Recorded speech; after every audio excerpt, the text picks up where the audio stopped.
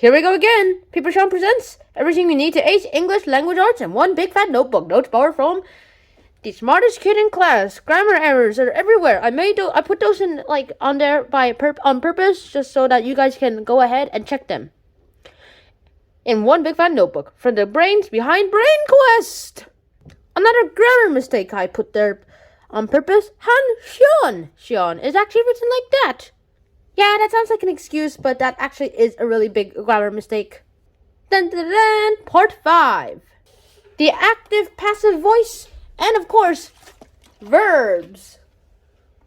Now, the active or the passive voice of verbs is that when a verb is active, the subject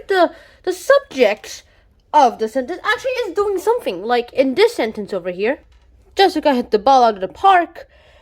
Jessica actually does something to the ball. She hits it. Now that's the active voice of the verb. And another example is Jose sang a song. Hallelujah, hallelujah. Dun dun dun dun dun dun dun. Da, da, da, da, da, da, da. Okay, enough songs. And now you actually know what an active verb is. Now let's talk about a passive voice. When a verb in the sentence is a passive voice, we say it's in the passive voice. And how do you make a passive verb anyway? Well, active verbs are simple. We just use the basic form of the verb in the proper tense.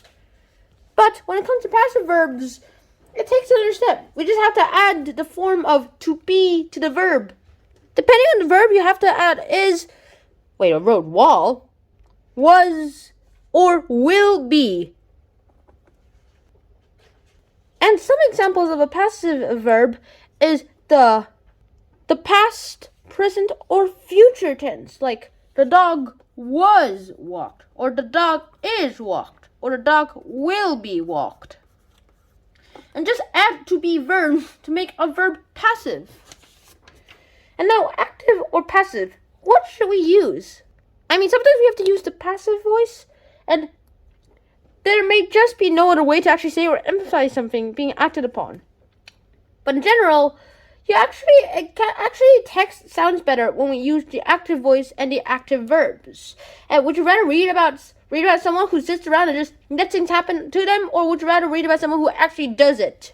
Would you rather read Jim jumped out of the plane, or would you rather read the plane was jumped out of by Jim? Would you rather read this or this?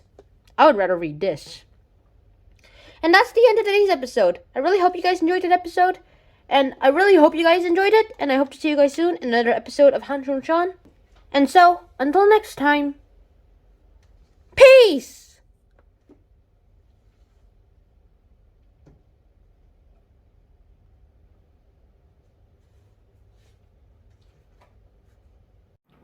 Go ahead and do a self-check right now about active and passive voiced in verbs.